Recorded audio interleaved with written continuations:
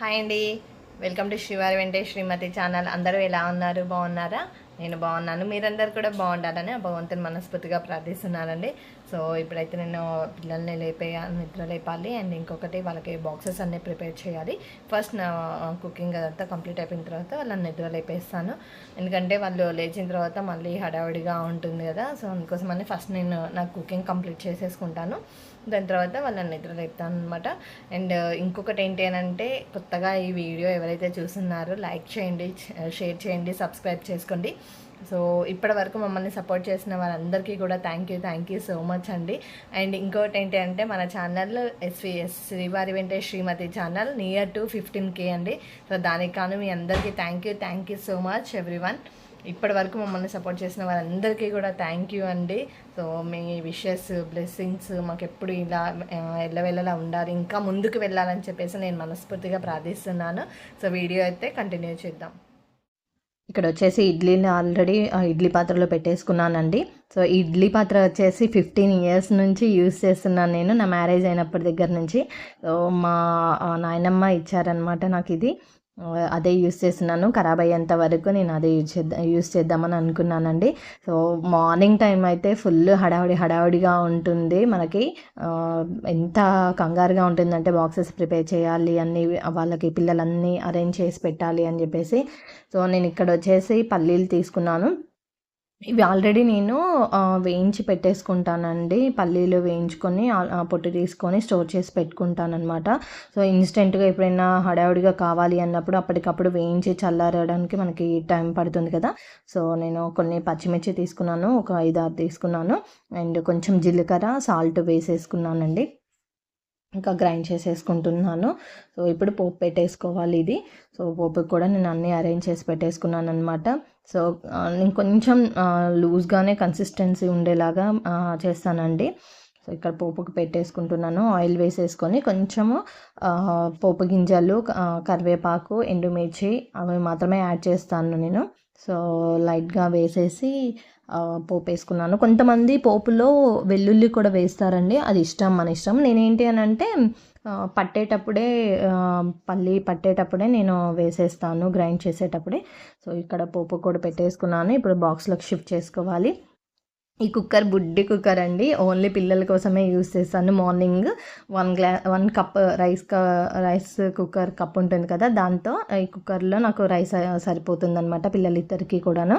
So morning అయితే కంపల్సరిగా ఈ కుక్కరే యూజ్ చేస్తాను వాళ్ళిద్దరి వరకు. తర్వాత మేము మాకు టైంని బట్టి మేము మా వరకు కుక్ చేసుకుంటాం అనమాట.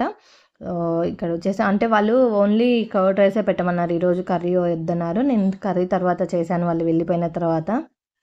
ఇక్కడ వచ్చేసి నేను వేణుగారు ఇంకా ఫ్రెష్ అప్ అయిపోయారు, బ్రషింగ్ కంప్లీట్ చేసేసుకున్నారు అని అంటే టీ పెట్టమంటున్నారు అంటే పెట్టాను. బట్ టీ పెట్టాను కానీ తను మాత్రం తర్వాత లేట్గా తాగారు మళ్ళీ. ఫస్ట్ నేను టీ పొడి వేసుకున్న తర్వాత అది మసిలిన తర్వాత మొన్న మీకు ఉమా వదిన వచ్చిన రోజు బెల్లం, తాటి బెల్లం క్యూబ్స్ చూపెట్టారు కదా, సో అవి వేసుకుంటున్నాను. అవి అంటే నేను 4 cups-కి 3 cubes యూజ్ చేస్తానండి. సో మా యాదమ్మ వస్తుంది, తనకు కూడా మా మేడుకు కూడా డైలీ టీ తాగుతుంది అనమాట ఇక్కడే వచ్చి. అమ్మ, నేను, వేణుగారు ఇంకా నలుగురికి సరిపోతుందన్నమాట.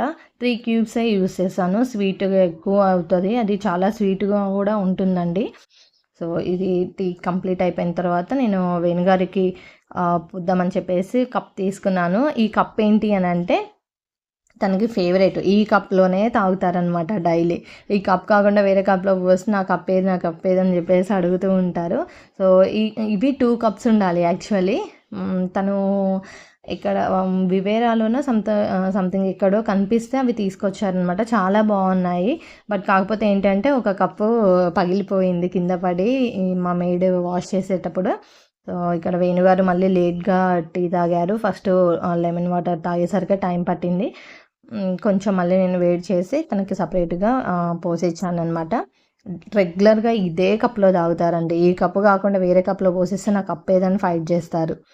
సో మా పాప కూడా రెడీ అయిపోయింది, తనే టక్ వేసుకుంటుందంట, నాకు ఎవరు హెల్ప్ చేయాల్సిన అవసరం లేదు, నేనే టక్ వేసేసుకుంటాను అని చెప్పేసి తనే వేసేసుకుంటుంది. బాబు ఆల్రెడీ రెడీ అయిపోయాడు. సో తను ఫస్ట్ రూమ్లోకి వెళ్ళి వెయిట్ చేస్తున్నాడు తన కోసము. మా పాప వాళ్ళ స్కూల్లో సైన్స్ యాక్టివిటీ ఉందని చెప్పేసి సో తనకి హ్యూమన్ డైజెస్టివ్ సిస్టమ్ గురించి సో ఇలా క్లే తోటి చేసుకున్నామని చెప్పారండి ప్రాజెక్ట్ వర్క్. సో తను నైట్ అది కంప్లీట్ చేసేసుకుంది అనమాట. సో వాళ్ళ అన్నయ్య అడుగుతున్నాడు అక్కడ ఏంటివి అవి నాకు ఎక్స్ప్లెయిన్ చేసి చెప్పు అది ఇది అని చెప్పేసి తను ఎక్స్ప్లెయిన్ చేస్తుంది. అక్కడక్కడ కొన్ని మిస్టేక్స్ అయ్యాయి అనమాట. ప్రాపర్గా తను ప్రొనౌన్స్ ఎలా చేయాలి ఏంటి అనేది చెప్తున్నాడు. సో తనకి ఎక్స్ప్లెయిన్ చేసి చూపిస్తుంది. ఎంత కలర్ఫుల్గా ఉందో కదండి, చాలా బాగుంది. అసలు వీళ్ళ ప్రాజెక్టులు ఏమో కానీ పేరెంట్స్కి వస్తాయండి తిప్పలు. అవి అన్నీ తీసుకురావాలి, మెటీరియల్స్ వాటిని అరేంజ్ చేసి ఇవ్వాలి, ఎంత ప్రాబ్లంగా ఉంటుందో అసలు. అండ్ ఇక్కడ వచ్చేసి నేను వాళ్ళు వెళ్ళిపోయిన తర్వాత ఇంకా కర్రీ ప్రిపేర్ చేసి ఉన్నాను. ఇక్కడ నేను ప్యాన్ పెట్టేసుకున్నానండి. ఇంకా ఇందులో నేను ఆయిల్ వేసేసుకున్నాను అనమాట. సో ఇది ఆల్మోస్ట్ ఖరాబ్ అయిపోయింది, ప్యాన్ చేంజ్ చేయాలి. ఇంకోటి ఏంటి అంటే ఇక్కడ ఆల్రెడీ నేను కట్ చేసి పెట్టేసుకున్నాను బీరకాయలు ఇంకా ఆనియన్స్ అండ్ పచ్చిమిర్చి కరివేపాకు కూడా కట్ చేసి పెట్టేసుకున్నాను. సో ఇప్పుడు పోపు గింజలు వేసేసుకుంటున్నానండి. బీరకాయ కర్రీ కూడా మనము చాలా టైప్స్ చేసుకోవచ్చు. పెసరపప్పు బీరకాయ చేసుకోవచ్చు, ఇంకా శనగపప్పు బీరకాయ టమాటా చేసుకోవచ్చు, ఇంకా మన ఇష్టం అది. సో ఆనియన్స్ వేసేసుకున్నాను, పచ్చిమిర్చి వేసేసుకున్నాను, ఇంకా కరివేపాకు కూడా యాడ్ చేసేసుకుంటానండి. ఇప్పుడే అన్నీ ఒకేసారి వేసేసుకొని నేను పోపులో వేయించుతాను అనమాట. సో అవి కొంచెం పోపులో వేగిన తర్వాత రిమైనింగ్ నేను బీరకాయ ముక్కలు యాడ్ చేసేసుకుంటాను. కొంచెమే వేగాలండి. మళ్ళీ నేను అంటే ఎక్కువసేపు వేగితే ఏమైపోతుంది అంటే మనకి బీరకాయ ముక్కలు అవన్నీ కూడా వేగేసరికి చాలా టైం పడుతుంది. కొంచెం ఇవి వేగిన తర్వాత నేను అవి కూడా యాడ్ చేసేసుకుంటాను.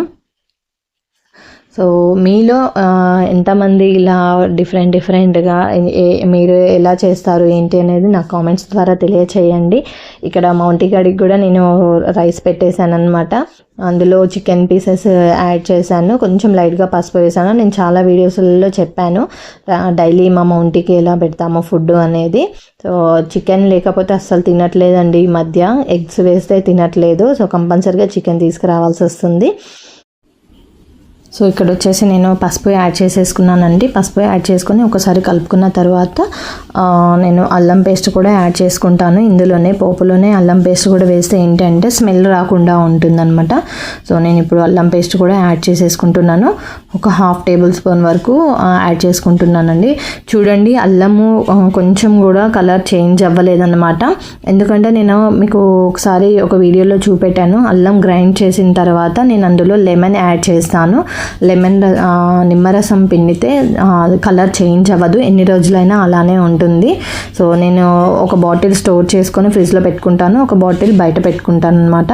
సో మీరు కూడా ట్రై చేయండి.